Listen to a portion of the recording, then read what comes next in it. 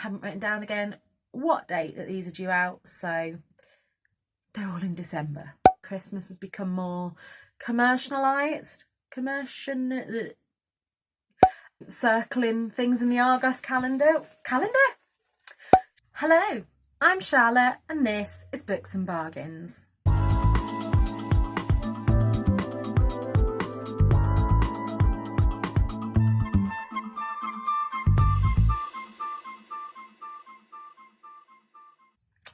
First today, let me just address the brows. Now, I've been experimenting a little more with makeup, and when I was wearing the dark brown lipstick, one of my friends said to me that it looked a bit harsh because nothing else was done. And so we had a Wilko order come in today with a few Christmas bits and a heater for in here because it is freezing in here. And so I picked up this brow pomade and brush, which is a fantastic product, let me just say. However, I don't know what was wrong with me, whether I was just having a brain fog when I bought this, but I bought it in like the darkest shade they do. Now, this is after I've tried to wipe a lot of it off my brows. Tom said that I looked like I was wearing drag. And yeah, so I have given it a little wipe off. I have gone from a kind of brighter lipstick down to a more muted one. But yeah, the makeup experimentation continues. But that's not what you're here for. Secondly, I also lied to you in my last video when I said that I wasn't going to do a books I'm excited for video because I said I wasn't excited about anything in December. Actually turns out that there are two books that I have already read that are being released in paperback this month, which I wanted to share with you. I have 2 books pre-ordered, and I'm also 60% through another book that comes out in December, so I thought I would share them with you because I didn't want to miss out on giving these books the airtime that they deserve. Let's first start with the 2 books that I have read, and the first one of these is Just My Luck by Adele Parks. We start at the beginning with Lexi and Jake, who win £18 million on the lottery, and while straight away this should be a good time for them, it turns out that they don't play the lottery on their own. For about 15 years, 3 couples who have been really close friends have played this lottery syndicate together. They've all put, I think, £2, £3 a month and played the lottery every week with the idea that if they win, they'll share the numbers. However, the week before the numbers come up, we are told that the couples had decided no longer to do the syndicate. So when the numbers come up, they then backpedal and say, no, actually, we didn't say that. We've been in the syndicate for 15 years. And we go on this kind of mystery trying to work out who's lying and who's not. These are the exact kind of contemporary mysteries that I really love, set in this real world and not over very long. It makes you question everybody, and it's a situation that I could really see happening in real life. And there are lots of little revelations throughout the book that kept me hooked the whole way through. So if you're a paperback collector like I am, I would definitely recommend picking that up, and I will be looking out for it myself as well. So the second one I want to share with you is Haven't They Grown by Sophie. And I read this again either late last year or early this year, as I had an advanced reader copy of it from the publishers. And this follows our main character, Beth, who hasn't seen her best friend Flora in 12 years. I can't fully remember why they haven't seen each other. I think there was some fallout over something. And when she has to drive her son to a football match near where she knows that Flora still lives, or thinks that Flora still lives, she can't help herself having a little nose just to see if she's still there. And she does catch a glimpse of her, and Flora looks pretty much the same, just 12 years older, which is to be expected. But her 2 children look exactly the same and haven't aged a day. They're still 3 and 5 year olds that she knew back then. And at first she doesn't know what to think, and then Flora shouts for Thomas and Emily to come in out the car, and we go on this whole kind of adventure to find out what has been going on. It has been a while since I read it. I remember really loving it, but being a little bit let down by the ending. So if the ending is a big thing to you, then maybe it's not for you. But actually, even for me, endings are such a big part of it, and I still gave this 4-star despite being a little bit let down by the ending, which shows that I still really loved it. Number 3 is the book that I'm about 60% through, and this is The Little Christmas Shop on Nutcracker Lane by Jaimee Adnams.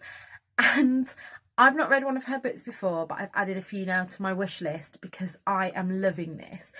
It's one of those books that I genuinely shouldn't be loving as much as I do, because it has a lot of the things in it. It's very insta-lovey, and I wouldn't normally like that, but there's just something about this book that is keeping me hooked.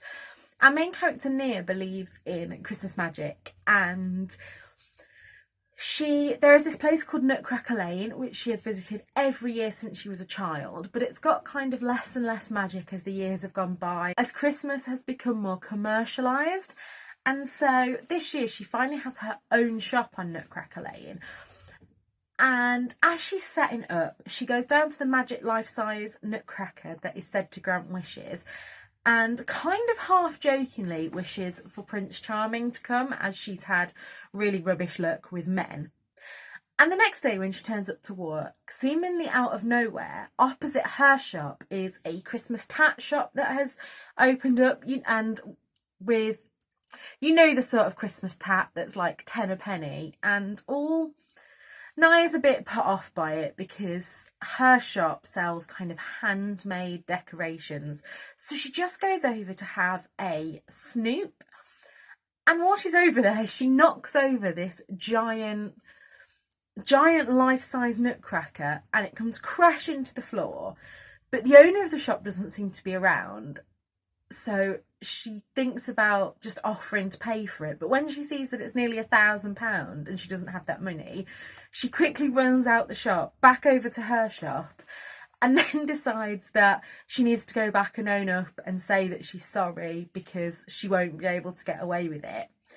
And when she goes back over to the shop, the nutcracker has disappeared, and in its place is the shop owner, James, who curiously has the same broken arm as the nutcracker.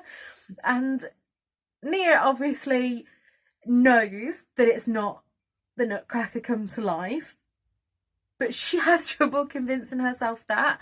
And like I say, I'm 60% of the way through and I'm really loving it. And there are just, I mean, she takes that, I don't want to give it much of the story away, but there are so many pop culture Christmas references, the films and things that it references, and she references circling toys in the Argos catalogue to send to Santa, and that is something that me and my brother used to do every year, so really recommend picking that one up. And the next 2 books are both ones that I have pre-ordered, one that I've had pre-ordered for ages and one that I literally just pre-ordered today, so my buying less books is going really well. But the first of these is Such a Fun Age by Kiley Reid. I feel like every other person on BookTube has already read this, but I've been waiting for the paperback release, and finally at the end of December it is coming. If you haven't heard of this one, Amira is a babysitter, and she's babysitting a white child, and Amira herself is black and takes this child to a supermarket where she's accused of kidnapping the child. I think somebody films this and it kind of blows up out of all proportion. Her employer, Alex, is a feminist blogger, and she's outraged by this and says that she's going to help Amira make things right. And Amira's weary. And from what I gather, it's a real study into kind of performative allyship. And we're going to go on a bit of a exploration through that, and yeah, again, looking forward to reading it. And the last book I literally saw on Serpent's Tail Instagram today, and I will link that below, and that is The Secret Lives of Baba Segi's Wives by Lola Shonyin. And this, from what I can gather, is a re-release of the book. And I've looked at the old cover. Maybe I'll put the old cover here and the new cover here. And I don't think I would have picked up the old cover. It just, I know you shouldn't judge a book by its cover, but something, I see a lot of books and I read a lot of books. So there's got to be that something that draws me into it in the first place. And so this story is that Bolani, I hope I'm saying that right, marries into a rich polygamous marriage where she's the fourth wife to Baba Sigi. And she's a graduate, which is seen as a great prize, but she is so far childless. She wants a quiet life, but the other wives disapprove of her. And it says, through their 5 perspectives, this is a story of love, secrets, and a family life like any other. And I haven't read any books about polygamous relationships other than it being used as a really lazy trope in a couple of really bad books that I read earlier in the year. So yeah, I'm really looking forward to reading that, and I think that one is out on the 3rd of December, so hopefully that will be in my hands soon. I hope you've enjoyed today's video. I plan tonight to put up my tinsel and my fairy lights, and as you are seeing this, the next 2 videos that come are going to be my first Christmassy videos, and on Wednesday this week you will be seeing my support small business, a big roundup of all the small businesses to buy Christmas presents from this year. Well, not all of them, obviously, I haven't bought from every small business, but these are all businesses that I've personally bought from and really love. And yeah, I think I've got a really nice range of gifts to show you. And then on Friday, you're actually getting 3 videos this week, aren't you lucky? Friday is going to be my big Christmas book bonanza. So this is going to be books to buy bookworms in your life. This is going to be books to read with children over Christmas.